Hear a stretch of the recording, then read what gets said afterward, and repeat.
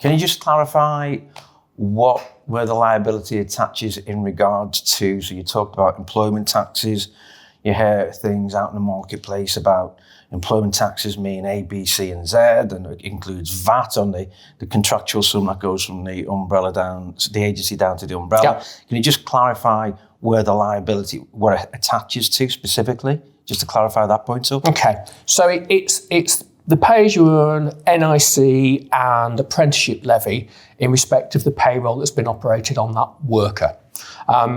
And also on any remuneration. So even if payroll has not been operated, but it is earnings that should have had pay-as-you-earn and NIC operated, it's that liability. It doesn't include the VAT that the agency might be bearing on the contract. It doesn't include the margin that the umbrella's taken out or anything along those lines.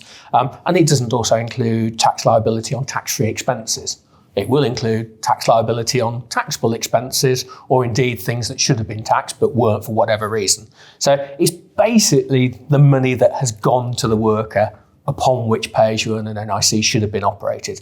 That's the liability which HMRC will so really that's what comes back to the reason for the legislation when you've had things like mini umbrellas and stuff offshore when employment taxes aren't being paid, and that's how they can release more money into the pot to make people get more money, to generate more business, et cetera, et cetera. Yeah, I mean, if you look at some of the recent cases and also the consultation document surrounding the legislation, there's no doubt that the cause of the legislation is what HMRC probably quite rightly view as bad practice. So things which, for whatever reason, are set up, in most cases purposefully, to reduce the tax bill that's being paid by the worker.